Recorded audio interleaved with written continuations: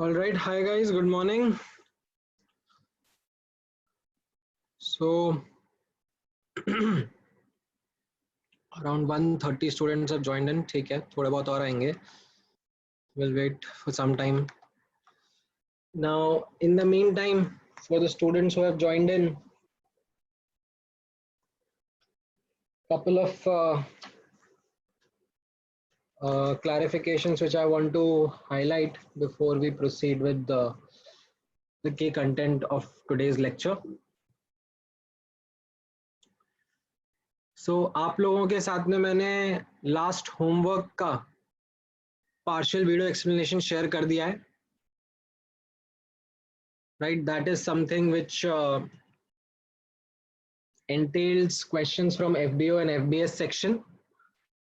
ठीक है, get equipped to mains and get equipped to advanced are sections जिनका video explanations plus जो मैंने आपको second assignment भेजा था, ठीक है, also a difficult assignment, उसका भी video explanation I'll be sharing with you guys. So that is the first thing. Then second thing, आज जो हम पढ़ेंगे उसके basis पे जो homework रहेगा वो मैं आपको again similar to last time around 3 o'clock और समथिंग व्हाट्सएप ग्रुप पे शेयर कर दूंगा. And third thing regarding that online test, right, which I had spoken about. Now what is happening is that I am trying to coordinate if the test can happen together with maths and physics subjects as well. So right now we are trying to keep that together and we'll inform you once all the three teachers are on the same page that we should keep a test sometime. So we'll let you know. In the meantime, keep practicing the homework. Start revising on a regular basis. If you are not doing that, her upcoming class में पुराने classes का knowledge use होगा. ठीक है. Now test से related सब information फिर आपको तब मिलेगी. So don't worry right now. And yeah, that is what I just said, Yash, that I have not sent the explanation of the assignment to. So that is something which I am going to send. Okay. All right. So with these questions clarified, now I can proceed with today's lecture. Now, before proceeding into the concept part, एक clarification just मैं वापस से आप लोगों को बता देता हूँ. In the homework that was given, so get equipped to mains वाले section में there is question number 15. ठीक है, उसमें again there is this gram atom of nitrogen written. ठीक है, so this gram atom of nitrogen has to be read as G atom of N. ठीक है. Now this is something which I had told you before as well, and this means that you have that G atom means number of moles of atom. ठीक है, so this is something of a question which students again were not able to read properly. तो इसके basis पे आप read करो and try to answer that question.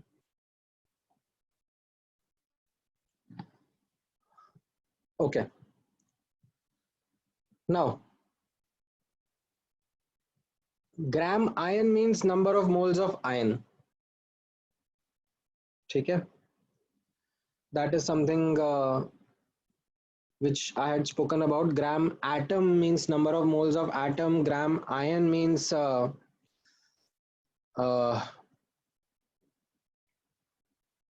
number of moles of atom. All right, so also it was clearly mentioned to you guys that you must join the Zoom classes with your proper names. If I see anyone with any absurd names, I am going to remove them from the lecture. Like I've just removed a couple of students, and once I remove, then you will not be able to rejoin the lecture. So please follow that discipline. Do not force me to take these harsh steps.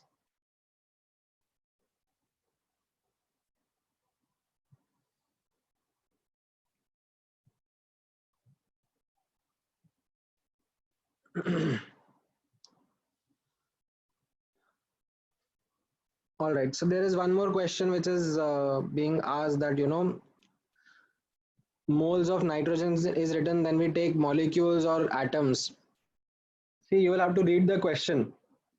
अगर gas के बारे में बात हो रहा है तो it is N2 gas which exist in form of molecules, और अगर आपको ऐसा बोला जा रहा है कि किसी कंपाउंड के अंदर नाइट्रोजन के एटम्स या nitrogen as an element present है, तो फिर आप उसके एटम्स के बारे में बात करोगे। ठीक है, now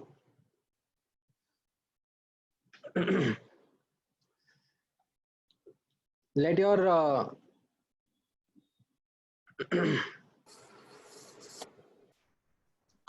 so okay, another question that is being asked is about percentage by mass and percentage by moles के बीच में differentiate नहीं कर पा रहे हो। तो इसके लिए if you remember, मैंने last class में आपको exactly यही चीज़ बताया था, and I'll re-highlight, आप लोग notes वापस से ढंग से देखो। लास्ट क्लास में मैंने आपको ये चीज़ बताया था, वापस से मैं हाईलाइट करके यहाँ पे दिखा रहा हूँ आपको, कि अगर हम लोग, in fact it was not even last class, in fact last to last class, right, so last to last class में हम लोगों ने जब परसेंटेज का कॉन्सेप्ट इंट्रोड्यूस करा था, so these are the class notes of that lecture. तो टिपिकली अगर क्वेश्चन में एलिमेंट्स, ठीक है, क्वेश्चन में अगर स्पेसिफाई कर दें कि परसेंटेज बाय मास है, परसेंटेज बाय मोल्स है, तो बहुत अच्छी बात है। ठीक है, क्वेश्चन में स्पेसिफाई कर दिया हम। बट अगर क्वेश्चन में स्पेसिफाई नहीं करा है तो नोटिस करना, टिपिकली अगर परसेंटेज ऑफ एलिमेंट्स दिया जा रहा है, percentage of elements in compound दिया जा रहा है, तो वो टिपिकली बाय मास होगा। ठीक है, या फिर परसेंटेज प्योरिटी के बारे में बात करा जा रहा है तो वो भी परसेंटेज बाय मास होगा। और अगर गैसेस का मिक्सचर है या आइसोटोप्स का कॉम्पोजिशन है, उसके बारे में कुछ बताया नहीं जा रहा है, सीधे सीधे कॉम्पोजिशन दे दिया है, तो that will be typically percentage by moles. ठीक है, this is something which you will have to understand from the question itself.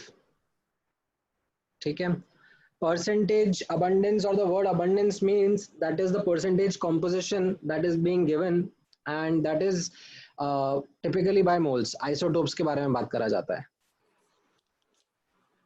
ठीक है, alloys का मिक्सचर रहेगा तो उस केस में भी it will be typically percentage by mass। ठीक है, even if it is alloys then it is also typically percentage by mass only। ठीक है, बट बहुत ही कम क्वेश्चन रहते हैं alloys वगैरह पर। Mostly the questions are based on percentage composition by of elements in compounds. ठीक है, now how to do the inter conversion between percentage by moles and percentage by mass, उसके ऊपर बहुत सारे क्वेश्चंस हम लोगों ने प्रैक्टिस करे हैं। I would request you guys and recommend that do those questions, refer to those questions again.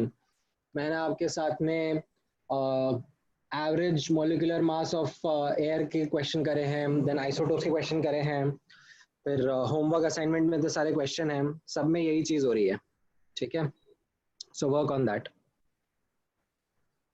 Alright, so I will now start with the theory content that we need to cover today, and उसमें से जो भी relevant doubts हैं उनका discussion हम लोग करेंगे। Now I'll today start with the next topic, which is called as stoichiometry. ठीक है, stoichiometry, or in simpler words, this is analysis of chemical reactions. Now, this is something which is actually the main crux of the chapter. ठीक है, it is the main part, main problem solving part of the chapter, जहां पर आपको reactions का analysis करना है। like some reactant is reacting with some other reacting to give some products, and then you have to do the analysis, कितने से कितना बनेगा या कितना बनाने के लिए कितना reactant लगेगा, and all that is what is we are going to discuss in detail. Sometimes it will be for a single reaction, sometimes there might be 2 or 3 reactions happening in series or happening in parallel. So धीरे धीरे हम लोग complexity का level बढ़ाते जाएंगे। इसके पहले जो आपने पढ़ा था that is something which forms as the building block. ठीक है, when we are going to do questions of stoichiometry, अब उसमें कहीं पर बीच में छोटा सा परसेंटेज प्योरिटी मेंशन होगा या फिर एवरेज मॉलिक्यूलर मास मेंशन होगा. तो these subtopics that we studied in the previous 3 lectures, they are going to become like add-on knowledge, ठीक है, of a larger question. Now, starting with the details of this stoichiometry part, ठीक है, इसके लिए थोड़ा थोड़ा सा बेसिक्स बेसिक्स आप लोगों को ऑलरेडी पता है, but I will just take couple of minutes to quickly take you through the basics. While analyzing chemical reaction, it is very very important to be able to balance chemical reaction. Okay, that is like the first step, or you can say step 0 that you will need to do. You need to understand balancing of chemical reactions, and once the reaction is balanced, you should know how to read it. ठीक है, balanced chemical reaction के key features रहते हैं, right? It provides information about, ठीक है, what are the important information that it provides? It provides information about what are the reactants and what are the products. Then it also mentions the stoichiometric coefficients alongside with them, which tell us a relationship between reactants and products. And then thirdly, physical states of species, gas है, liquid है, solid है, that also plays an important role. Okay, these are the key aspects from a balanced chemical reaction that you should be able to deduce. So for example, a reaction between nitrogen gas and hydrogen gas results in formation of ammonia gas. Now once you balance this, ठीक है, this is how you will balance the equation. You will go atom by atom. आप लोगों ने अपने junior classes में काफी सीखा है, ठीक है. So I'll only work with complicated examples. ठीक है, अभी मैं just एक simple example ले रहा हूँ to highlight how we read the equations. I'll ask a little bit tricky questions to you. So N2 plus 3H2 gives 2NH3, right? And N2 and H2 are reactants, whereas NH3 ammonia is product. ठीक है, जो भी left hand side पे रहेगा वो reactant रहेगा, right hand side पे लिखा होगा वो प्रोडक्ट रहेगा. Then when I look at the coefficients, यहाँ पर नोटिस करना N2 का coefficient is 1, ठीक है, H2 का coefficient is 3 and ammonia का coefficient is 2. So how do we read that? We read it as 1 mole of N2 combines with 3 moles of H2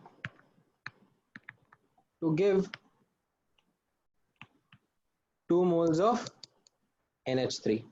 ठीक है, this is something as an example we read a balanced reaction, balanced chemical reaction. Now if I kind of put it in terms of variables, then also notice karna how you can establish relationship between reactants and products. So relationship between reactants and products, this becomes quite important based on a balanced coefficient. So let's say अगर आपके पास इस तरीके से कोई reaction है, right, where A, B are reactants and C and D are products, and these small A, B, C and D, they are their balanced equation के coefficients. We call them as stoichiometric coefficient. Then how do we read this? Mathematically speaking, moles of A consumed upon its coefficient, ठीक है, is equal to moles of B consumed upon its coefficient is equal to moles of C produced. Why C produced? Because it's a product. Upon its coefficient is equal to moles of D produced upon its coefficient. ठीक है, इस तरीके से आपको read करना पड़ेगा. Now this is how you have to read the relationship between reactants and products. Now this is something which is not necessarily equal to 1. ठीक है, sometimes students make a mistake of reading this equal to 1. ऐसा बिल्कुल भी नहीं है. It can be any constant. ठीक है, it can be any constant. So it can be 2 as well. So I can read this equation if I multiply on all the sides by 2. ठीक है, both the sides 2 से multiply कर दूंगा तो I can read it as 2a reacts with 2b to give you 2c moles of C and 2d moles of D. ठीक है, so it is not necessarily equal to 1. All right, so I hope this mathematical relationship between reactants and products is clear based on a balanced chemical equation. ठीक है. Now with this clarification clear, I will now also talk about balancing of chemical reaction, and I would ask you guys to balance the following chemical reaction for me. ठीक है, अगर आपने video lectures वगैरह देखे हैं तो आपको शायद थोड़ा हेल्प मिल गया होगा, but if not then please try to balance this equation. You have a hydrocarbon CXHY. When it is burnt in oxygen gas, it produces CO2 and H2O. ठीक है, this is the equation. Now you have to balance this equation in terms of x and y only. ठीक है,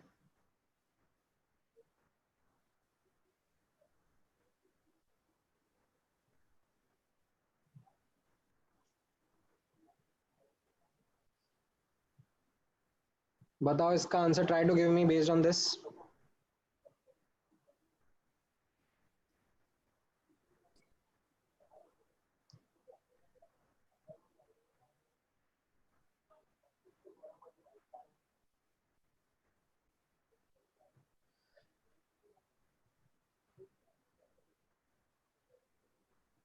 All right, some students are giving me correct answer. All right, Prasham का answer सही है, आदित्य का answer भी सही है. एक ही लाइन में आंसर दो क्योंकि मेरे पास मल्टीपल मैसेजेस आ रहे हैं तो फिर आपका आंसर खो जाएगा बीच में.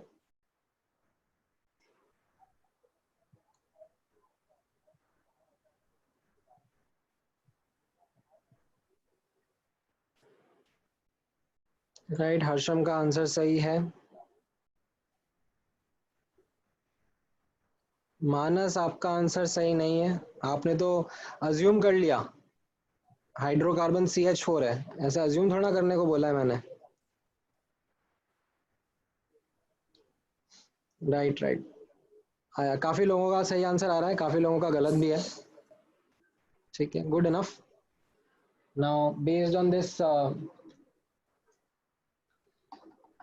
I can understand that some students have actually seen the video lectures and were able to understand this concept. ठीक है, those who weren't able to understand, अभी let's quickly discuss this part, and based on that I'll give the explanation. Okay. Now यहाँ पर observe करना, you have CXHY plus O2 is giving CO2 plus H2O. ठीक है, now what happens is अगर हम carbon balance करने जाएंगे तो कार्बन के X एटम्स हैं and as a result hydrogen के भी यहाँ पर, सॉरी कार्बन के लेफ्ट हैंड साइड पे X एटम्स है तो राइट हैंड साइड पर भी X एटम्स होने चाहिए. तो इसके लिए मैं यहाँ पर X लिख देता हूँ alongside CO2. ठीक है, please do not edit the subscript. ऐसा मत करना अगर आप सब्सक्रिप्ट एडिट करने लग जाओगे तो फिर गड़बड़ हो जाएगा, मतलब कंपाउंड ही चेंज जाएगा. Only play around with coefficients. ठीक है. So you have XCO2. Now hydrogen here is Y. ठीक है, हाइड्रोजन हेयर इज Y. सो यहाँ पर राइट हैंड साइड पर भी मुझे अगर Y हाइड्रोजन चाहिए तो मैं Y/2 से मल्टीप्लाई कर दूंगा. ठीक है. तो मेरा कार्बन बैलेंस हो गया एंड हाइड्रोजन बैलेंस हो गया. अब मुझे ऑक्सीजन को बैलेंस करना है. तो लेट मी अज्यूम कि यहाँ पर O2 का कोफिशिएंट A है.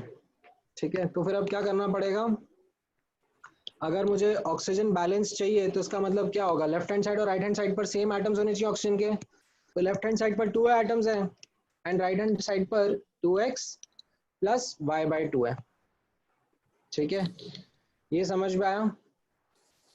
तो इससे A का वैल्यू आ जाएगा x plus Y/4 and hence I have the balanced equation with me which will be CxHy plus x plus Y/4 O2. It is going to give me XCO2 and Y/2 H2O. ठीक है, this is the balanced equation. Now in this equation you can choose to multiply the entire equation by 4 and also write it as 4 times CxHy plus 4x plus y O2 is giving 4x CO2 plus 2y H2O. ठीक है, in case you don't want anything to be in the denominator, तो ये भी चलेगा, दोनों ही चलेगा, अब कोई दिक्कत नहीं है. ठीक है. नाउ एक बार मैं क्विकली वापस से बता देता हूँ हम लोग किस तरीके से गए. वापस से यहाँ पर ध्यान से ऑब्जर्व करना. पहले मुझे कार्बन बैलेंस करना है. कार्बन यहाँ पे x है तो यहाँ पर मैंने कार्बन x कर दिया. हाइड्रोजन लेफ्ट हैंड साइड पे y है तो राइट हैंड साइड पर भी मैंने y कर दिया. कैसे, H2O को Y/2 से मल्टीप्लाई करके. ठीक है. अब बचा सवाल ऑक्सीजन को बैलेंस करने का. तो मैंने यहाँ पर अज्यूम कर लिया ऑक्सीजन इज से इसका कोफिशिएंट A है. तो फिर बैलेंस कर रहे हैं ऑक्सीजन आइटम्स. तो लेफ्ट हैंड साइड पर कितने ऑक्सीजन आइटम्स है, 2 है. और राइट हैंड साइड पर you can C x into 2 CO2 में है एंड Y/2 इंटू 1 H2O में है. तो इससे मुझे A का वैल्यू मिल गया which is x plus Y/4. ठीक है. तो that is what give me the balanced equation. All right.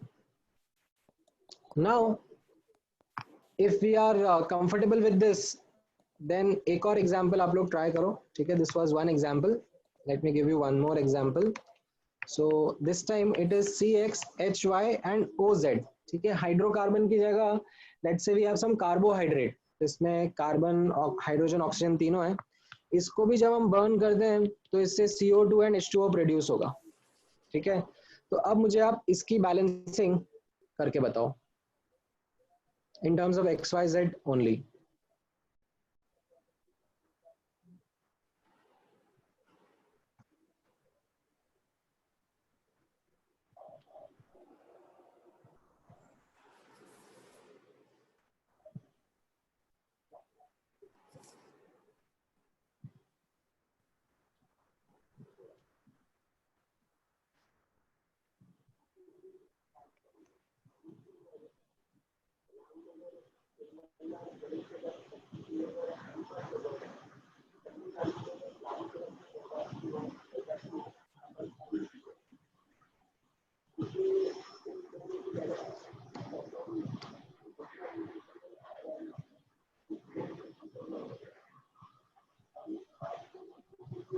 Alright, I am getting some answer. हाँ, पूरा पूरा आंसर दो. लाइक पार्ट आंसर्स दोगे तो फिर बीच में चला जाएगा. जैसे हाँ, आदित्य का आंसर सही आ रहा है.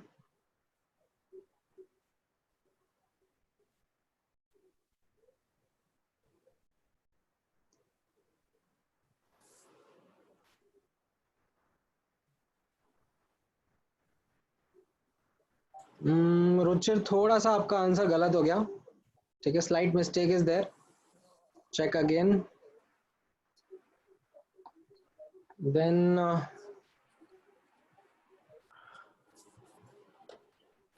तनय के आंसर में भी थोड़ी सी गड़बड़ है.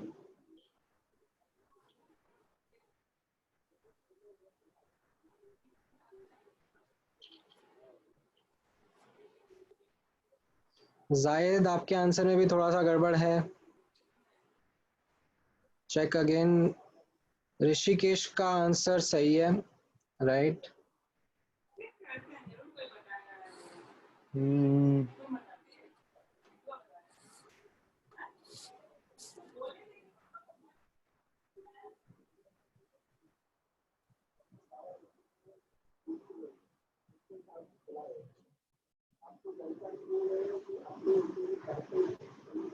All right, so many of you have been able to get a correct answer.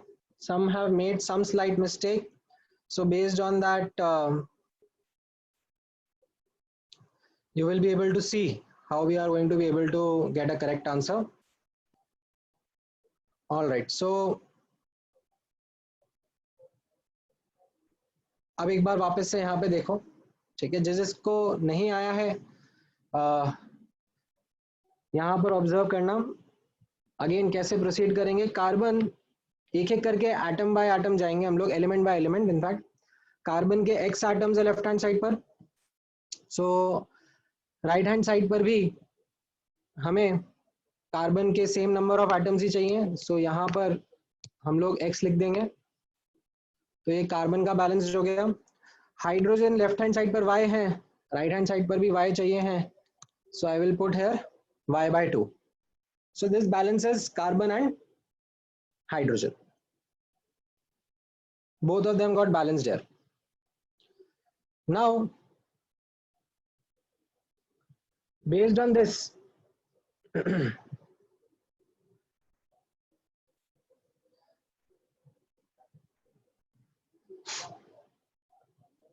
अब ऑक्सीजन को बैलेंस करने की बारी आती है. So oxygen is coming here as let me put it as A. ठीक है, and we'll now have to figure out how to get A. So between the two, ठीक है, between the two, यहाँ पर अब ऑब्जर्व करना, left hand side पर when I balance oxygen atoms, ठीक है, balance oxygen, what I will get here on left hand side is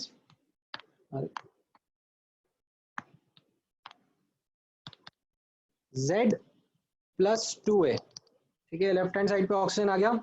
Z कहाँ से आ रहा है, कार्बोहाइड्रेट से, एंड ऑक्सीजन गैस से भी ऑक्सीजन के एटम्स आ रहे हैं. This should be equal to 2 times x plus y by 2. So this is coming from CO2 and this is coming from H2O. ठीक है. Now based on this, we can see that Z is coming out to be x plus y by 4 minus Z by 2. ठीक है, sorry, A, not this. A is coming out to be x plus y by 4 minus Z by 2. So this implies, अब हमारा answer आ गया है CxHyOZ and then x plus y by 4 minus Z by 2. ये आपका O2 का coefficient हो गया, is giving XCO2 plus y by 2 H2O. ठीक है, I hope now this is something clear with everyone. ठीक है, आपने जो मिस्टेक करी है वो केयरलेस मिस्टेक आइडेंटिफाई करो, that what is that careless mistake that you would have made.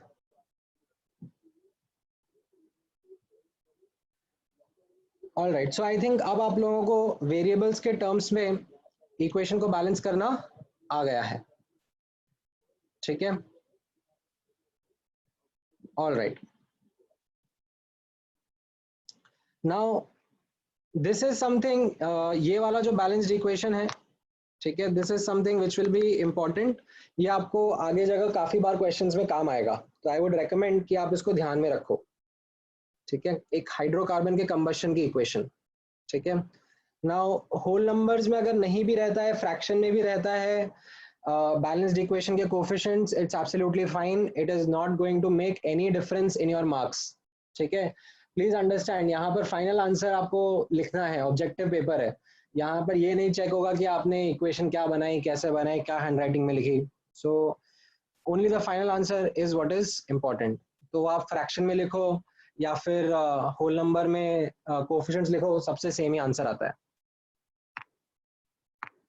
All right, now let me give one more example on balancing of the equations. Based on that, आप लोग वापस से hit and trial method से कोशिश करना and सी अगर आपका answer आ रहा है तो. ठीक है. So the equation is that HiO3, this reacts with say FeI2 in presence of HCl to give you FeCl3. ठीक है, फेरिक क्लोराइड कहते हैं इसे, plus an inter halogen compound called ICl and H2. ठीक है. Now this is something more familiar जहाँ पे variables नहीं है, तो कोशिश करो अब आप इसको बैलेंस कर पाओ तो. ठीक है, try.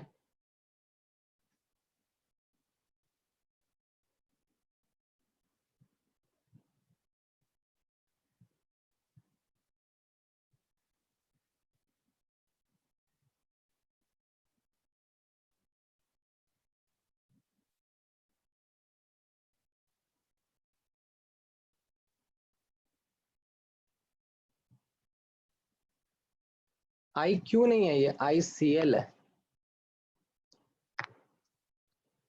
Chlorine.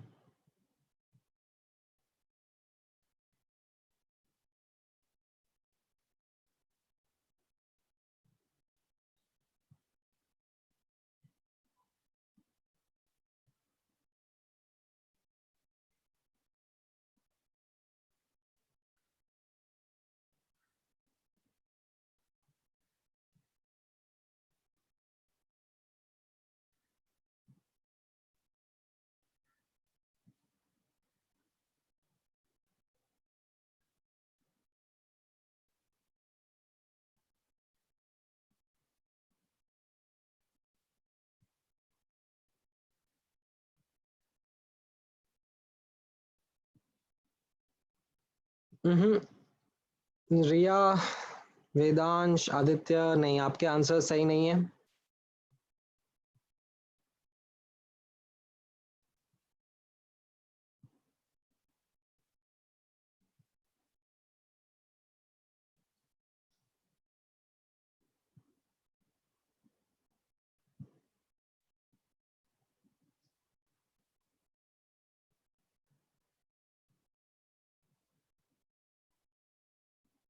All right. Now, many of you are now taking an attempt towards trying to answer this, but काफी बच्चों के आंसर्स गलत ही आ रहे हैं. ठीक है, करेक्ट नहीं आ रहा है. Now, the reason why it is not happening is the number of elements are quite large. यहाँ पे आप देखोगे hydrogen, iodine, oxygen, iron, chlorine, like 5 elements are present. So 5 elements की वजह से आपका हिट एंड ट्रायल डिफिकल्ट हो रहा है. ठीक है, 3 एलिमेंट रहते हैं, कभी कभी 4 एलिमेंट में भी हिट एंड ट्रायल हो जाता है, 5 एलिमेंट में सडनली डिग्री ऑफ डिफिकल्टी काफी बढ़ जाती है. सो अब if hit and trial is not yielding the correct answer, then what I can help you with is a slightly long method but a robust method. ठीक है, it is long, it takes some time, but definitely it will get you the correct answer. So what you do is it just requires you to assume variables as the coefficients. तो आप यहाँ पर जो हमारी equation है HiO3 plus FeI2 plus HCl giving FeCl3 plus ICl plus H2O, right? इसमें आप लोग नोटिस करो तो मैंने इसके कोएफिशिएंट्स लिख लिए A, B, C, D, E and F. ठीक है, these are the coefficients.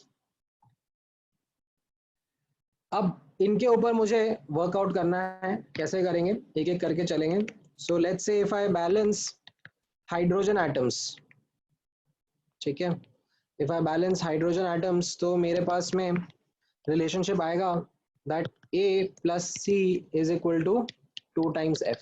ये पहला रिलेशनशिप समझ में आया. This is based on just looking at the equation and counting the atoms. ठीक है, यहाँ से आपके ए हाइड्रोजन एटम्स आ रहे हैं, यहाँ से सी आ रहे हैं एंड यहाँ से 2 टाइम्स एफ आ रहे हैं. ठीक है, then if you balance iodine atoms, आपको एक और रिलेशनशिप मिलेगा. आयोडीन लेफ्ट हैंड साइड पर HiO3 में है एंड FeI2 में है. सो वहां पर 2b लिखना पड़ेगा. ठीक है, यहाँ पर ये A आयोडीन एटम्स है और यहाँ पर 2b आयोडीन एटम्स है and this will be equal to E on the right hand side. ठीक है, now if you have oxygen atoms को बैलेंस करेंगे तो oxygen atoms left hand side पर कितने हैं 3a and right hand side पर it is just equal to F. So ये थर्ड रिलेशनशिप हो गया. Then you balance say iron atoms, you will get a relationship that B, ठीक है, left hand side पर B is equal to D on the right hand side. एक ही जगह iron atoms feature कर रहे हैं. एंड देन लास्टली क्लोरीन के atoms को भी आप बैलेंस कर दो तो आपको रिलेशनशिप एक और मिलेगा that C left hand side पर क्लोरीन के एटम्स है, राइट हैंड साइड पर 3D प्लस E. ठीक है, these are the balanced coefficients that you have as in इनके बीच में relationship. तो now you can see 6 variables A B C D थे and you have got 5 equations. So अब आपको थोड़ा सा मेहनत करना पड़ेगा and what you can do is get other variables in terms of A. ठीक है, ए के टर्म्स में या बाकी सारे वेरिएबल को लेके आ जाओ. ठीक है, जैसे आप नोटिस करोगे कि अगर आप थर्ड इक्वेशन देखोगे तो थर्ड इक्वेशन में तो यू नो सीधा सीधा है आपके सामने that F is equal to 3a. ठीक है, बाकियों के लिए आपको थोड़ी सी मेहनत करनी पड़ेगी. ठीक है, with these equations, these other equations, you will have to put in some effort. आपको इधर उधर substitute करना पड़ेगा and then on the basis of that you might be able to get the answer. So अभी I'm not doing that steps right now in front of you. मैं सीधे सीधे आपके सामने substitution करके अभी आंसर लिख रहा हूँ. तो यहाँ पर नोटिस करना जब आप substitute करोगे तो B आएगा आपका 4/5a, D भी आपका आएगा 4/5a, C आपका आएगा 5a एंड E आपका आएगा 13/5a. ठीक है, एंड F तो खैर 3a लिखा ही है. Now this is something which I have solved in the background and written the relationship in front of you. तो अब when I put it back in my equation, right, यहाँ पर ये AHIO3 था, फिर B की जगह मैं लिखूंगा 4/5a. ठीक है, ये FeI2 था. देन C की जगह लिखूंगा मैं 5a HCl is giving, then HCl के बाद था FeCl3. तो ये D की जगह मैं लिखूंगा 4/5a FeCl3. देन E की जगह 13/5a ICl and then H2O में F की जगह 3a H2O. ठीक है, तो अब इसमें से आप नोटिस करोगे तो A सब में से आप कैंसिल आउट कर सकते हो. ठीक है, so it gives you an answer and आप चाहिए तो ये होल नंबर्स में कर लो इसको. तो ये 5 से मैं पूरी इक्वेशन को मल्टीप्लाई कर दूंगा तो ये होल नंबर्स में आ जाएगा and this will be your balanced equation. ठीक है, so it required some time but यहां से जो आंसर आएगा that is definitely going to be the correct answer. ठीक है, इट काइंड ऑफ स्पीड आप बढ़ा सकते हो अगर आपको मतलब ये मैथ्स का एस्पेक्ट फास्टर है तो it will definitely be faster than doing hit and trial. ठीक है, all right, so this is regarding the balancing of equations that I wanted to tell you guys. All right, now that we have done with balancing, we can now proceed towards analyzing chemical reactions. Okay, so once you have a balanced reaction, so analysis of chemical reactions becomes quite easy.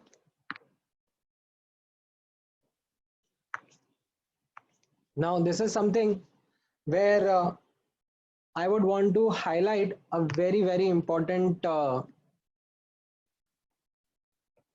statement. ठीक है, ध्यान से सुनना, and this is going to something that is going to help you avoid a lot of confusion. ठीक है, when you will refer booklet or when you will refer to other books as well, तो उन सब में you will sometimes find these subtopics. You will find subtopics like mass analysis, then mass mole analysis, ठीक है, mass volume analysis, and God knows और भी ऐसे कुछ तो और बना के रखे हुए हैं. ठीक है, ये सब are not required. They are just kind of increasing the complexity of a very simple problem.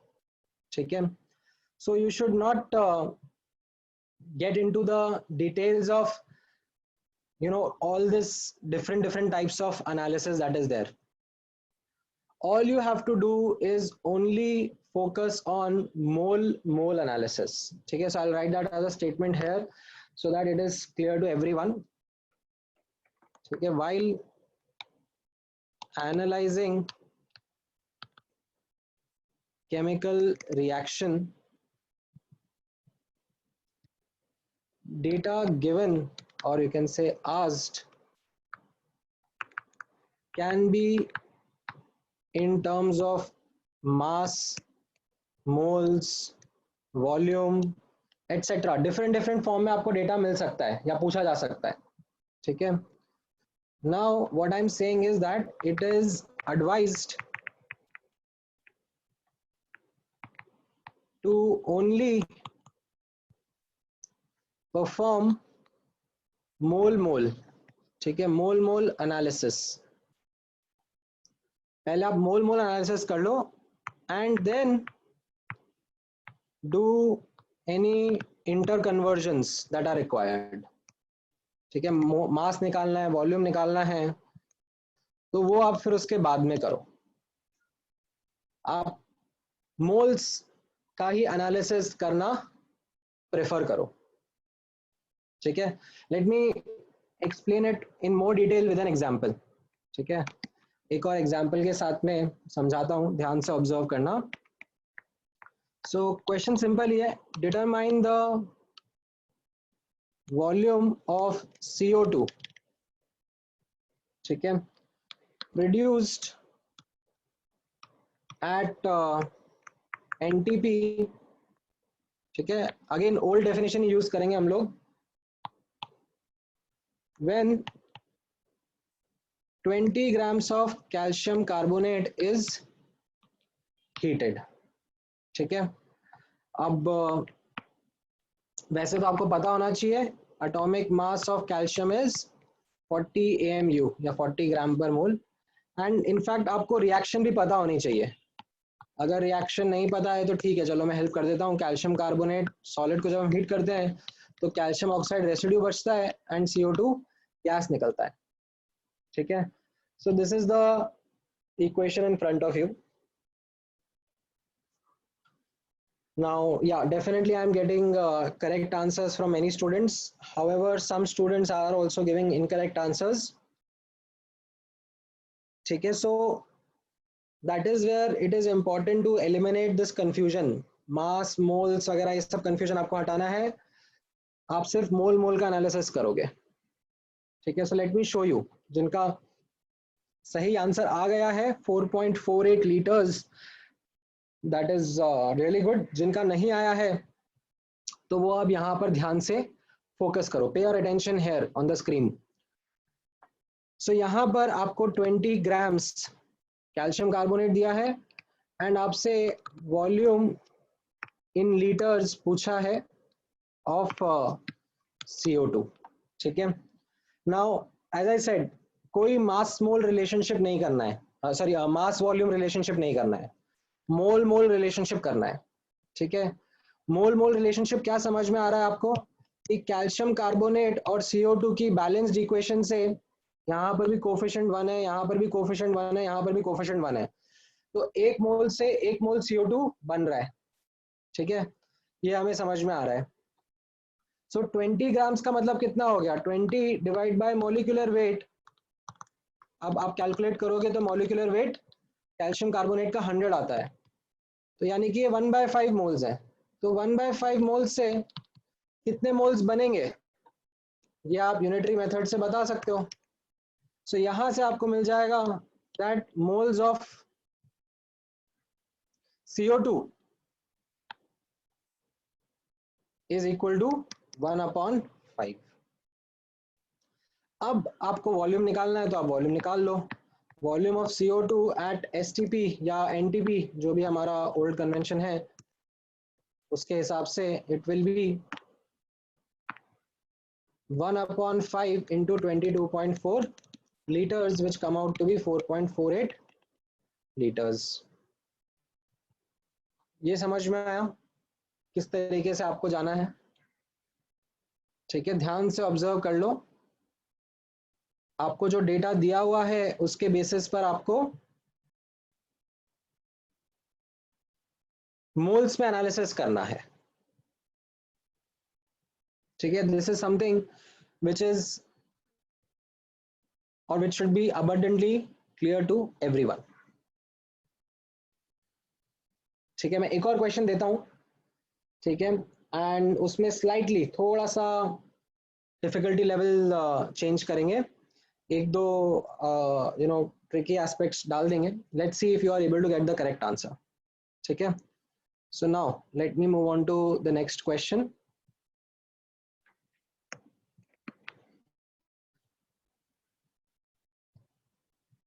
All right, so question है determine the mass of 90% MnO2 sample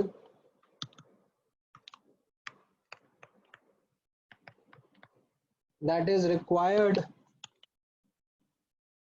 to produce 11.2 liters of Cl2 gas at again NTP as per the following reaction। ठीक है, तो reaction में आपको दे देता हूँ। MnO2 को जब हम लोग HCl के साथ में ट्रीट करेंगे सो MnCl2 बनेगा, क्लोरीन गैस बनेगा एंड वाटर बनेगा। ठीक है, बैलेंस्ड इक्वेशन मैंने दे दिया है, अब आपको इसको सॉल्व करना है। Cl2 का डेटा दे दिया है एंड देन MnO2 के बारे में कुछ इन्फॉर्मेशन आपसे पूछी जा रही है।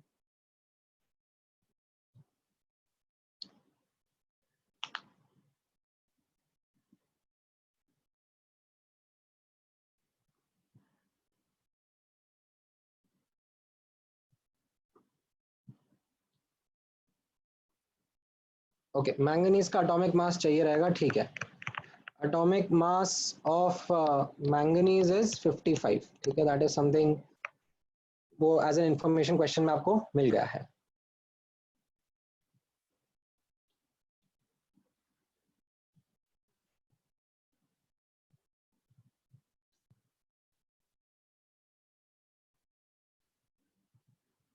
All right, so I am getting some answer. सिद्धांत का नहीं, आपका आंसर सही नहीं है। एनरिको, हाँ एनरिको का आंसर सही है।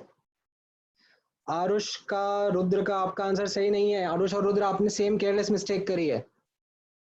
Soham incorrect, Shivam correct, Aroop same careless mistake. Vansh सही है। अभिषेक और जहन पता नहीं, आपके आंसर तो एकदम अलग ही है। आई डोंट नो आपने क्या करा है। So you have made some bigger careless mistake. Shreya, Smriti, आपने भी सेम केयरलेस मिस्टेक करी है। ध्यान से ऑब्जर्व करो, I am not asking the mass of MnO2, I am asking the mass of the MnO2 sample.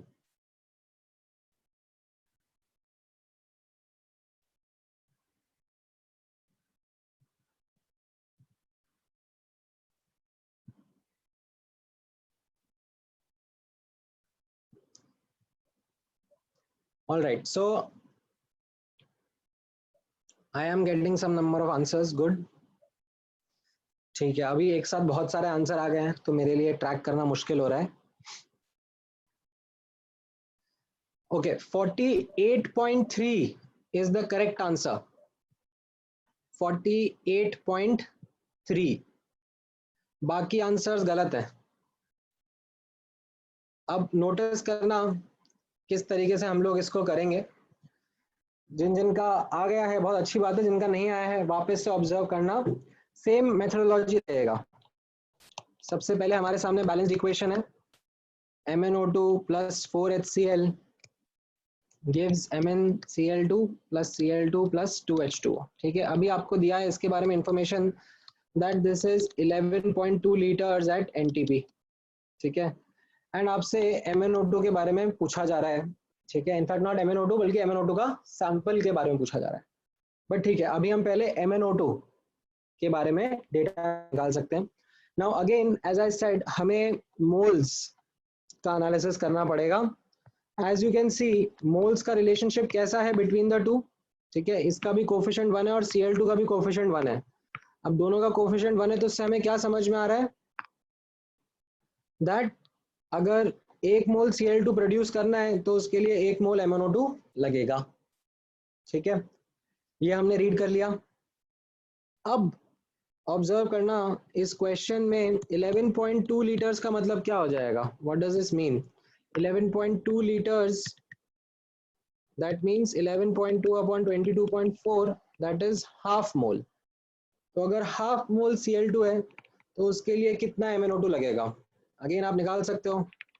So this, that is the moles of MnO2 required, comes out to be 1/2 only, right।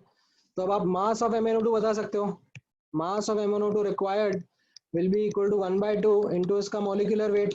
अब molecular weight 55 plus 2 into 16, तो ये आपका answer आ जाएगा 43.5 grams. ठीक है, ये आपका correct और फाइनल आंसर नहीं है, क्योंकि आपसे ये नहीं पूछा जा रहा है कि मास ऑफ MnO2 बताओ, आपसे पूछा जा रहा है मास ऑफ MnO2 सैंपल कितना लगेगा। ठीक है, that is the language of the question. ध्यान से रीड करो वापस से, यहाँ पर मास ऑफ MnO2 सैंपल पूछा जा रहा है। ठीक है, एंड उस सैंपल के बारे में इंफॉर्मेशन दी है दैट इट इज 90% प्योर। ठीक है, तो आप नोटिस करोगे परसेंटेज प्योरिटी का डेफिनेशन क्या होता था, परसेंटेज प्योरिटी का डेफिनेशन होता था यहाँ पर mass of MnO2 upon mass of MnO2 sample, the sample will have some impurities also। ठीक है, सो ये आपको दिया हुआ है 90% इज इक्वल टू ये 43.5, ये तो प्योर MnO2 का मास है, हमसे ये मास ऑफ सैंपल पूछा जा रहा है।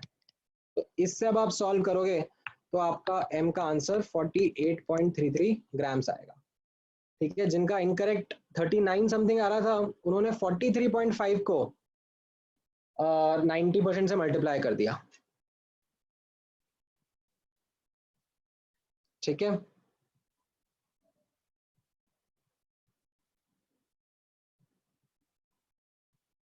All right, so I hope अभी आप लोगों को समझ में आया है। Let me just zoom out so that you guys can understand the solution again। हमने मोल एनालिसिस किया यहाँ पर एंड उससे हमें पता पड़ा that the moles of MnO2 required is half. उससे फिर हम मास की तरफ मूव करें।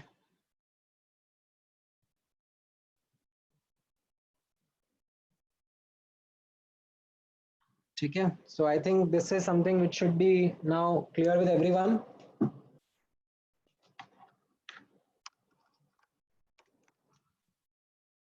All right. Now,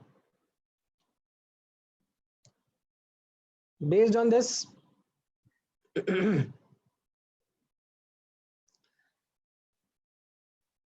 अब हम लोग एक और important information सीख सकते हैं. ठीक है. This is particularly about gases.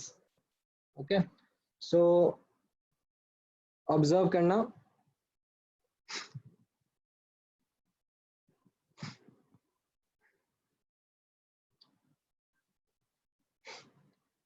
All right. So ये आपका question था.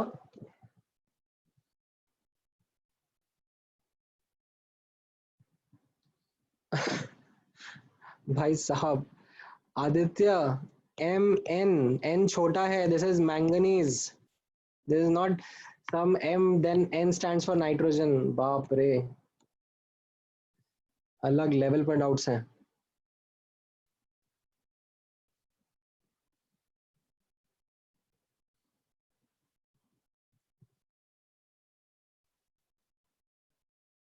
All right.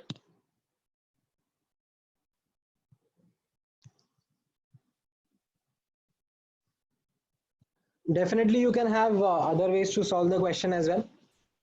ठीक है. This is just one of the ways in which I spoke about. ठीक है. Ultimately answer same ही आता है. All right. Now next question देखते हैं. In fact, before moving on to the next question, एक quick discussion करते हैं on gases. ठीक है. तो यहाँ पर इसको भी हम लोग स्टार मार्क करके लिखते हैं. अभी मैंने आपको यहाँ पर एडवाइस करा वॉल्यूम सॉरी मोल्स में एनालिसिस करने का. ठीक है. अब यहाँ पर आप ऑब्जर्व करना, for gaseous species in a reaction the analysis can be done in terms of volume also. ठीक है. इसमें कंडीशन रहेगा that given temperature and pressure are constant. ठीक है. एंड नोट करना, ये गैसियस स्पीशीज के लिए ही एप्लीकेबल है.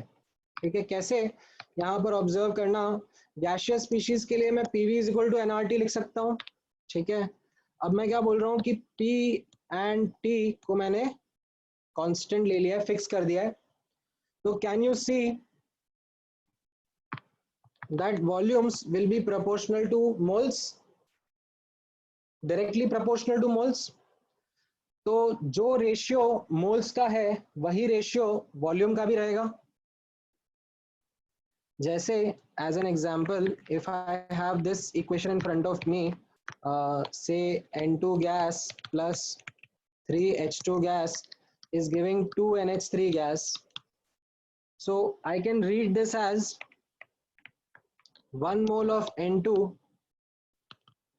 combines with 3 moles of H2 to give 2 moles of NH3. ठीक है. मैं इसको ऐसे लिख सकता हूँ.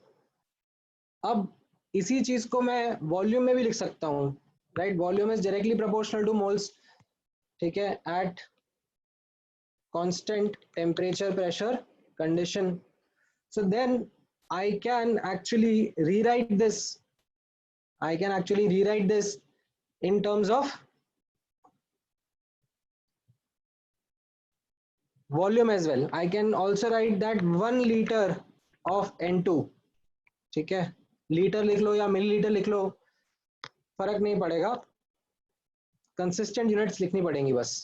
1 liter of N2 combines with 3 liters of H2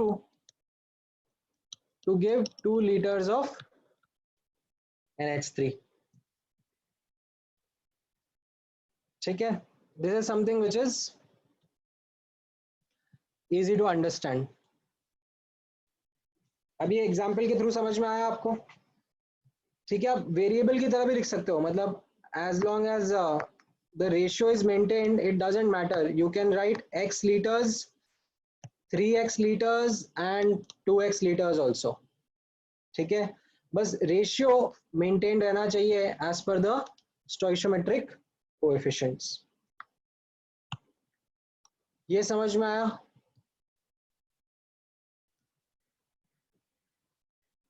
ठीक है. नाउ अब अगर आपको ये समझ में आया है तो एक बार मुझे इस पर्टिकुलर एग्जांपल का आंसर देके बताओ. ठीक है,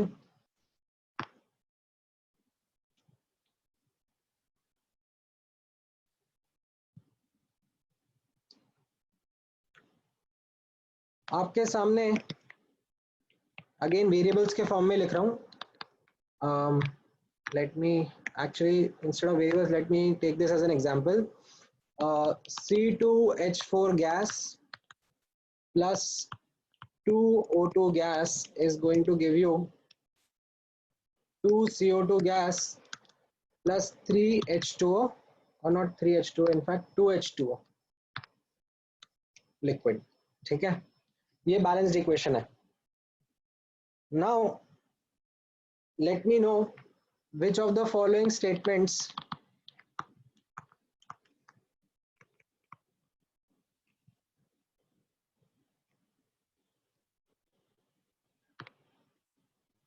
ठीक है, मल्टीपल भी हो सकते हैं, is or are correct. So पहला स्टेटमेंट देखो, 1 ग्राम ऑफ CH4, अच्छा माय बैड, हाँ O2 बैलेंस नहीं हो पाया, O2 गलत बैलेंस कर दिया, O2 का कोफिशिएंट 3 रहेगा. ठीक है, हाँ 1 gram of CH4 combines with 3 grams of O2 to give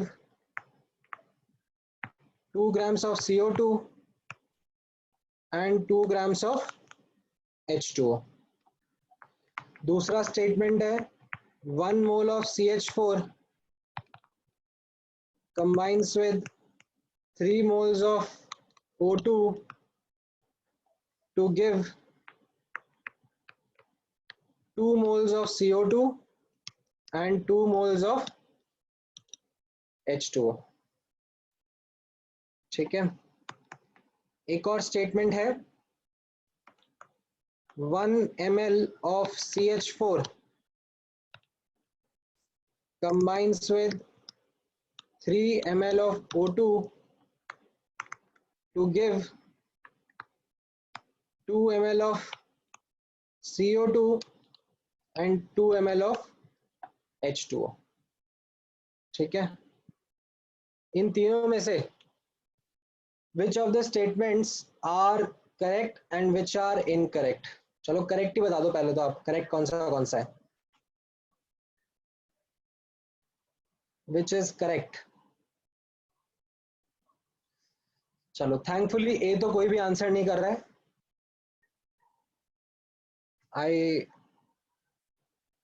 I'm glad to find that A is incorrect. Everyone knows that मास के टर्म्स में एनालिसिस नहीं करा जाता है कोएफिशिएंट्स को. ठीक है, now B is definitely correct. This is something that we just did, how to read a balanced equation. Now notice करना that C is also incorrect. ठीक है, C is also incorrect. What made C incorrect? This part made C incorrect. As you can see, H2O is liquid. Liquid के लिए PV is equal to nRT थोड़ा रहता है. ठीक है, had I just written the statement in terms of CH4O2 and CO2, अगर मैं सिर्फ इतना लिखता कि 1 ml of CH4 combines with 3 ml of O2 to give 2 ml of CO2 at constant P, P condition, बस मैं इतना लिख देता तो फिर मेरा आंसर डी ऑप्शन का भी करेक्ट माना जाता। ठीक है, क्योंकि अभी ये बाकी सब गैसेस हैं। ठीक है, इसके लिए मैंने आपको बोला कि physical state will play an important role. ठीक है, देखो ऐसा जरूरी नहीं है कि सिर्फ एनटीपी लिखा हो। ठीक है, एनटीपी पर भी ट्रू है, बट अगर आप कोई सा भी प्रेशर टेम्परेचर ले रहे हो और वो कांस्टेंट है, ठीक है, तब भी volume and moles are proportional to each other. ठीक है, not necessary just NTP. NTP पर तो होंगे ही सही, क्योंकि एनटीपी पे आपने फिक्स कर दिया ना टेम्परेचर प्रेशर, बट मान लो आपने कोई और फिक्स टेम्परेचर प्रेशर ले लिया तो भी आपका आंसर आएगा। ठीक है, and okay, Chintan, can you please turn off your camera? Otherwise, I'll be forced to remove you out of the class. There are many students. I am seeing that they have switched on their cameras.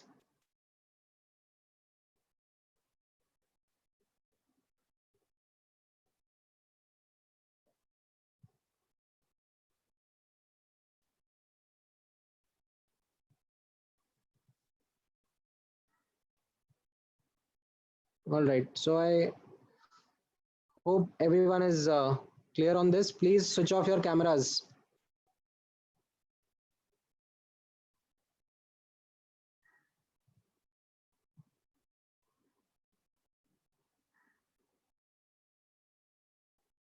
All right.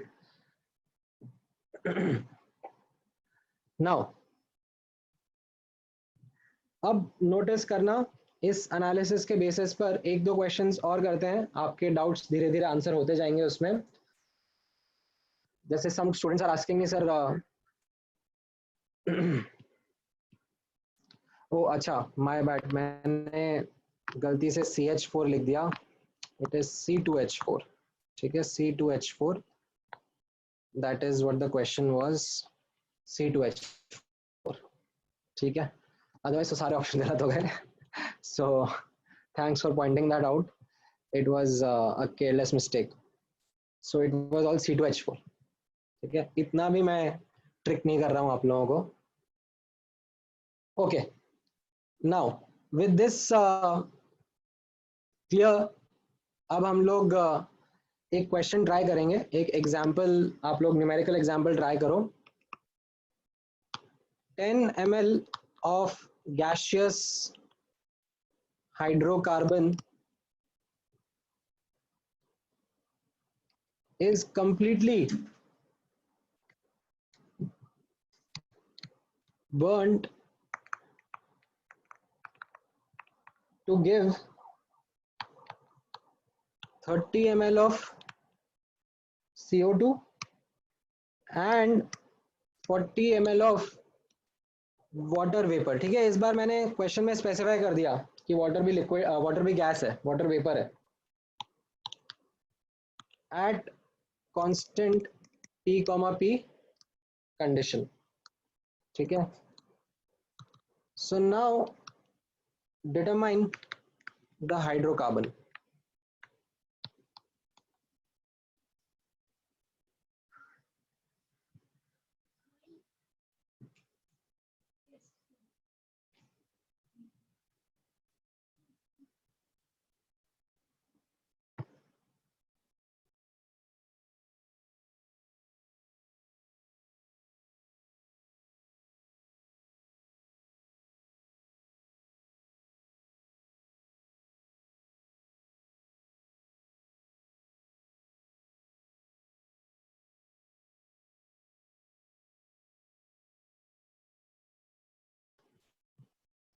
All right, so I'm getting some correct answers, right?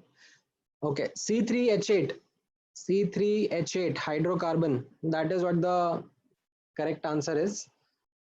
Now notice करना किस तरीके से हम लोग इस question को solve करेंगे.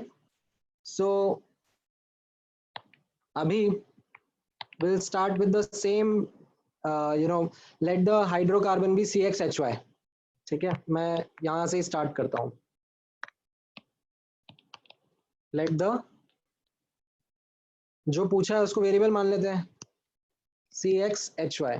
अब जैसा मैंने आपको बताया है that step 1, this is like the most basic step that you should do while doing analysis of reactions, is write balanced equation. ठीक है, तो यहाँ पर अभी हम वेरिएबल के टर्म्स में भी बैलेंस कर सकते हैं. CXHY गैस प्लस, ये हमने थोड़ी देर पहले ही देखा था, x plus y by 4 O2 gas is giving x CO2 gas plus y bye 2 H2O. इस बार गैस ही बोला है, ठीक है, H2O लिक्विड नहीं बताया है, इस बार वाटर वेपर ही बनाया जा रहा है, तो ये H2O भी गैस हो गया. ठीक है, नाउ अब ऑब्जर्व करना, आपको डेटा दिया जा रहा है दैट इसका 10 ml, ठीक है, इसका 10 ml is giving 30 ml and 40 ml of CO2 and H2O respectively. तो ठीक है, हम लोग सिंपल यूनिटरी मेथड लगा सकते हैं. अगर हम CXHY और CO2 के बीच का रिलेशनशिप देखें तो यहाँ पर कोफिशिएंट 1 है, ठीक है, एंड यहाँ पर कोफिशिएंट x है, तो 1 ml से x ml, ठीक है, 1 ml से x ml प्रोड्यूस हो रहा है, एंड क्वेश्चन में दिया है 10 से 30 प्रोड्यूस हो रहा है, 10 ml से 30 ml. तो इससे मुझे समझ में आ जाएगा that x is equal to 3. ठीक है, एंड सिमिलरली यहाँ पर आप ऑब्जर्व करना CXHY और H2O के बीच में क्या रिलेशनशिप है as per the coefficients. 1 ml से y बाय 2 ml प्रोड्यूस हो रहा है, as you can see from the coefficients itself. ठीक है, ये कोफिशिएंट्स यहाँ पे आप देखो, इधर 1 है और इधर y बाय 2 है. ठीक है, सो बेस्ड ऑन दैट, अब अगर मैं डेटा को रीड करूं दैट 10 ml से 40 ml प्रोड्यूस हो रहा है, तो इससे मुझे क्या समझ में आ जाएगा that y is equal to 8. So C3H8 is my answer. This is the hydrocarbon. ठीक है, तो इसमें आपने नोटिस करा that we did volume analysis only. ठीक है, मोल्स वगैरह में जाने की जरूरत नहीं पड़ी. That would have been a waste of an effort अगर मैं इसमें मोल्स में जाके एनालिसिस करूंगा. ठीक है, तो गैसेस के केस में आप डायरेक्टली वॉल्यूम का एनालिसिस कर सकते हो, but the question is gases के साथ में ही करना, लिक्विड के साथ में मत कर देना. ठीक है, so I hope this is now clear with everyone. All right, yeah, you can definitely have other ways also. This is just one of the ways. You can also do volume upon coefficient equal to volume upon coefficient. वैसे भी कर सकते हो, जैसे moles upon coefficient equal two moles upon coefficient करते हैं, उससे भी आप रिलेशनशिप एस्टैब्लिश कर सकते हो. All right, now based on this, let's now work with another question. ठीक है, एक और क्वेश्चन मैं कराता हूं आप लोगों को, and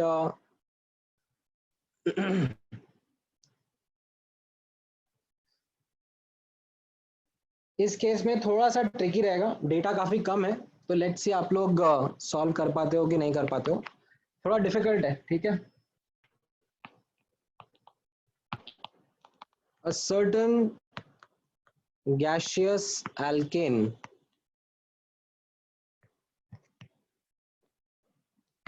is mixed with just sufficient amount of O2, oxygen gas, to undergo complete combustion. ठीक है. If the volume of reaction mixture, ठीक है, रिएक्शन को मैं शॉर्ट में ऐसे बार बार RXN लिख दूंगा. If the volume of reaction mixture reduces by 50% upon complete combustion, then determine the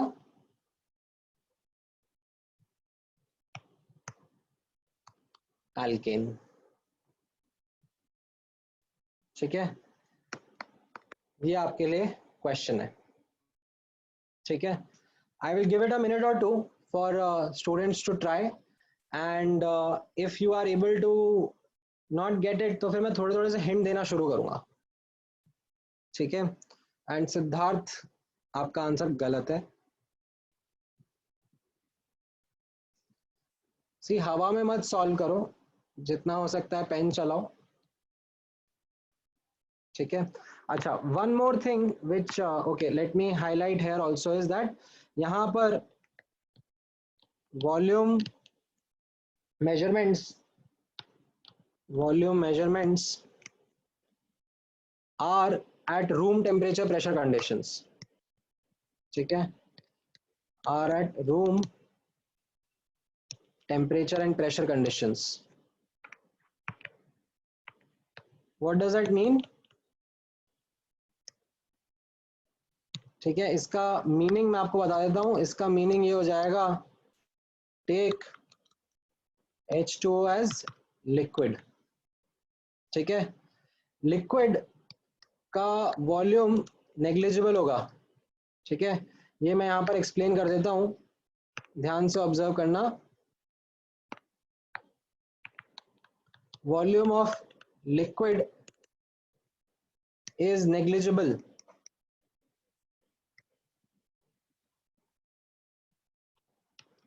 as compare to gases. ठीक है, तो उसको आपको नेग्लेक्ट करना है. ठीक है, I can show you also.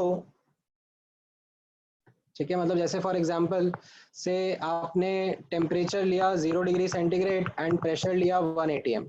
ठीक है, अब आपने 1 मोल CH4 लिया. ठीक है, एज एन एग्जाम्पल. ठीक है, just as an example 1 mole CH4 लिया, इम्प्लाइज वॉल्यूम कितना हो जाएगा इसका, 22.4 लीटर्स. ये इसका वॉल्यूम आ जाएगा. ठीक है, ये आपका गैस था, इसके लिए हम लोग ये कर पाए. ठीक है, अब नोटिस करना, अगर यही टेम्परेचर प्रेशर कंडीशंस पर मैंने 1 मोल या फिर 2 मोल ले लो, चलो 2 मोल H2O लिया, H2O लिक्विड रहेगा इन टेम्परेचर प्रेशर कंडीशंस पर. ठीक है, सो 2 मोल H2O का मतलब क्या हो जाएगा, 2 मोल H2O मतलब 2 into 18 grams, which means 2 into 18 ml. Why? Because density of H2O is 1 gram per ml.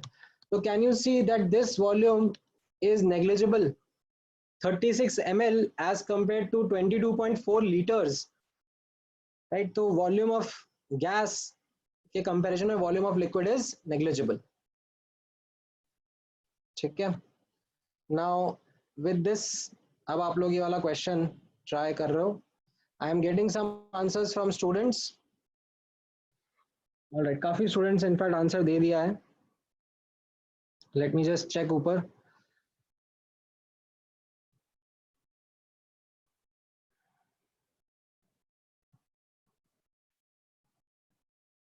Right, some of you have been able to give me a correct answer.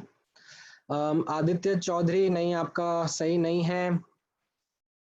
Then Pratyush सही नहीं है, तनय सही नहीं है, आदित्य श्रीवास्तव का सही है.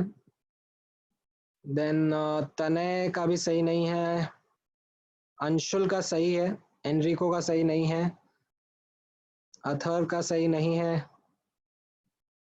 तनय भी नहीं सही है, विहा भी सही नहीं है, रुशिल का भी नहीं है, वंश का सही है.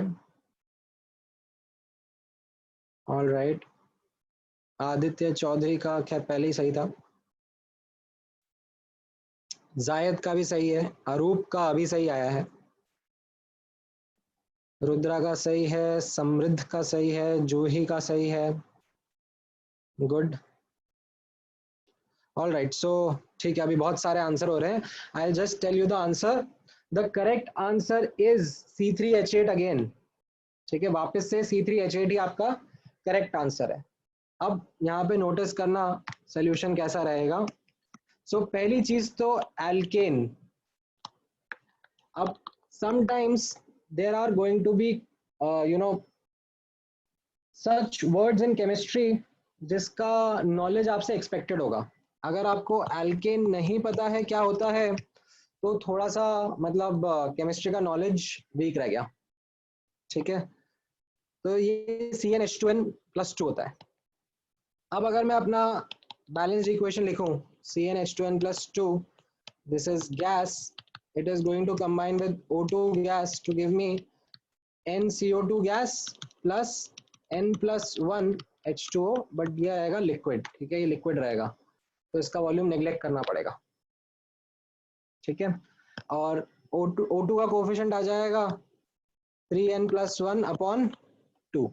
ठीक है, ये आपका O2 का कोफिशिएंट आ जाएगा। तो ये हमारा बैलेंस्ड इक्वेशन हो गया।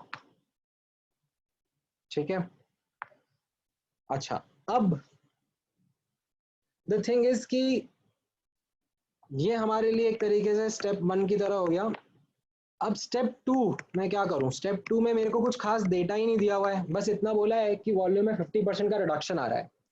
So this is an important learning which I would want many of the students to actually you know uh, kind of incorporate it in your problem solving habit.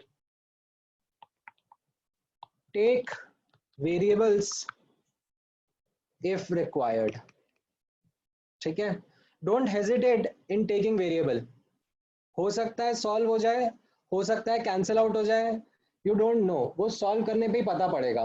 But many a times I have seen, in fact इस question में many students would be even struggling to start कि भाई हम start कैसे करें, data ही समझ में नहीं आ रहा कैसे करना है। तो स्टार्ट करने के लिए पहले तो मैंने आपको बताया है कि आपको बैलेंस्ड इक्वेशन लिखनी जरूरी है। ठीक है, अब बहुत ध्यान से सुनना that when you are going to work with such difficult questions, ऐसा बिल्कुल भी नहीं होगा कि आपको हवा में स्टेप 1 स्टेप 2 स्टेप 3 सब स्ट्राइक हो जाएगा एंड आप फटाफट फटाफट लिख के आंसर कर लोगे। ठीक है, वो जब आप बोर्ड्स की प्रिपरेशन कर रहे थे तब होता था, because of the fact that board के एग्जाम्स में देखे दिखाए क्वेश्चन ही दोबारा पूछे जाते थे। ठीक है, यहाँ पर there will be different questions, मतलब जेई के एग्जाम में अंडरस्टैंड क्वेश्चंस रिपीट नहीं होते हैं। जेई एडवांस्ड आप पिछले 20 साल के पेपर्स अगर निकाल के देख लोगे तो शायद ही आपको इक्का दुक्का क्वेश्चन मिल गया हो या रिपीट हो गया हो। ठीक है, otherwise questions are not repeated, every time you come across different questions, and not just in terms of कि भाई डेटा चेंज कर दिया तो क्वेश्चन बदल गया, नहीं, वो पूरा क्वेश्चन ही अलग तरीके से पूछते हैं। So you right now right here are trying to develop that skill that if a new type of questions come in front of you, then how you should be able to answer it in one go itself. ठीक है, and that is a learning curve in itself. To do that you will have to follow a step by step approach. ठीक है, and उसमें जब तक आप पहला step नहीं लिखोगे, पेन नहीं चलाओगे, ठीक है, मैं आपको बोला पेन चलाना है, तब तक आपको नेक्स्ट स्टेप हो सकता है स्ट्राइक नहीं हो। आप जब पहला स्टेप लिखोगे तो हो सकता है कि आपको नेक्स्ट स्टेप स्ट्राइक हो। ठीक है, आप बार बार डेटा रीड करोगे, क्वेश्चन रीड करोगे कि अच्छा हाँ ये दिया हुआ है, ये पूछा हुआ है, फिर आप याद करोगे कि अच्छा ये कॉन्सेप्ट सिखाए थे तो इससे इतना तो लिख सकते हैं, तो आपको शायद अगला स्टेप स्ट्राइक होगा।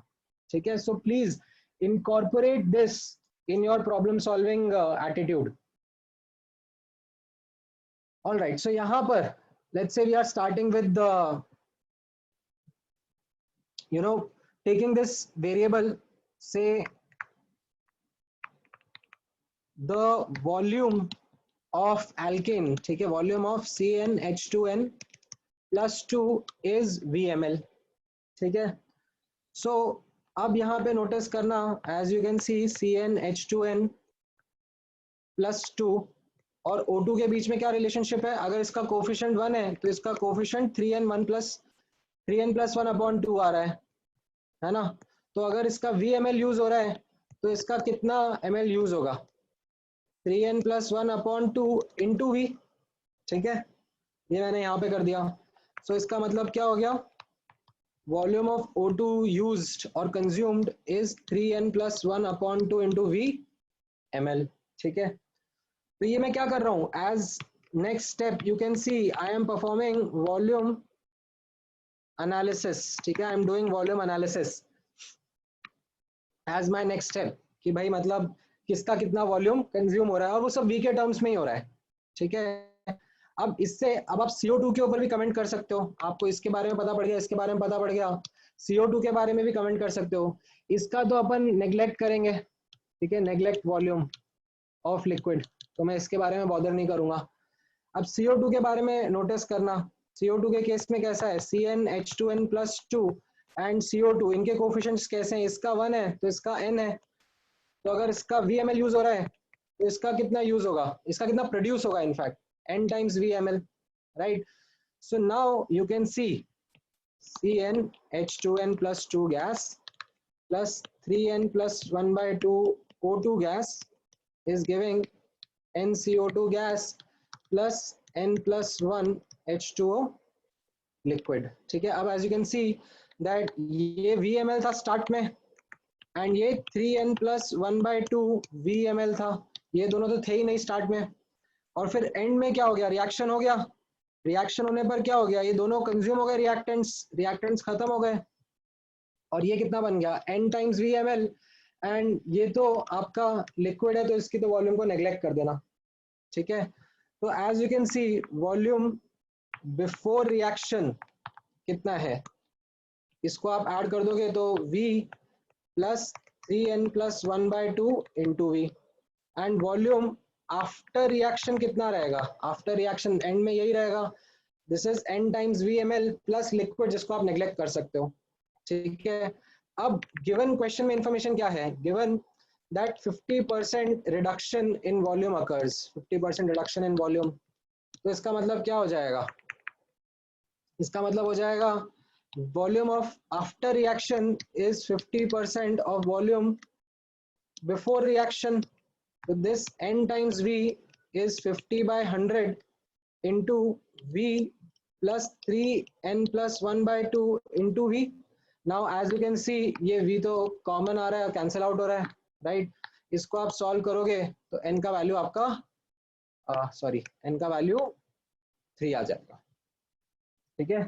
इसको सॉल्व करने पर you will get the value of n as 3 and hence your answer will be C3H8, ठीक है, that will be your alkane, ठीक है। नाउ इस केस में आप वॉल्यूम 100 ml भी अज्यूम कर सकते हो, क्योंकि क्या है क्वेश्चन में कोई हार्ड डेटा नहीं है, ठीक है, क्वेश्चन में सिर्फ परसेंटेज का डेटा था, only percentage data is given in the question, तो आप वॉल्यूम 100 ml भी अज्यूम कर सकते थे, आपका आंसर तब भी सही आएगा, ठीक है। अच्छा, अगर ये बैलेंसिंग वाले पार्ट में आपको डाउट आ रहा है तो वापस से नोटिस करना ये बैलेंसिंग कैसे करते हैं, मैंने आपको अभी थोड़ी देर पहले ये पूरा प्रोसेस समझाया है, ध्यान से ऑब्जर्व करना। यहाँ पर n कार्बन है तो यहाँ पर भी n कार्बन कर देंगे, फिर यहाँ पर n+2 हाइड्रोजन है तो यहाँ पर मैं n+1 से मल्टीप्लाई कर दूं तो यहाँ पर भी 2n+2 हाइड्रोजन हो गए, ठीक है।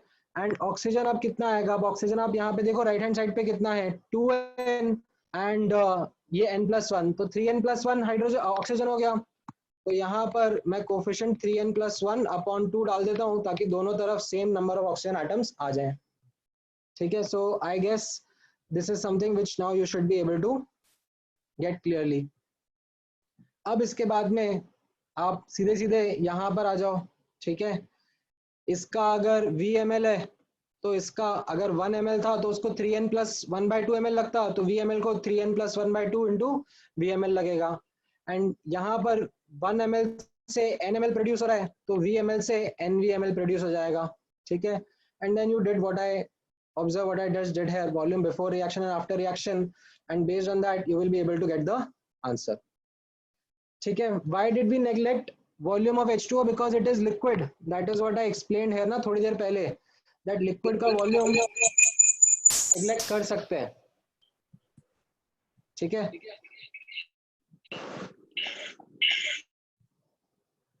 that is something which should be clear to you, that you can neglect the volume. ये मैंने यहाँ पर ऊपर बताया था आपको, मैंने एक गैस लिया और एक लिक्विड लिया और सेम टेम्परेचर प्रेशर पे उनका वॉल्यूम कैलकुलेट करके बताया, तो आप देख रहे हो कि ये वॉल्यूम कितना छोटा आ रहा है, 36 ml आ रहा है, और ये गैस का 22.4 लीटर था, ठीक है. So this is something which was the question and the solution. Now definitely I'll be sharing the class notes with you, तो अगर कुछ आपको इसमें से और लिखना है, मिस आउट हो गया, तो आप वो डेफिनेटली लिख लेना, of course, and you will get the recording of the lecture as well, right.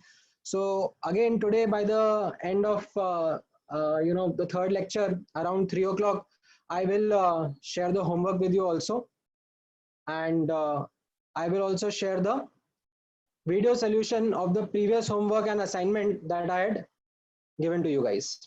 ठीक है, चलो, till then we'll close the session then. All right.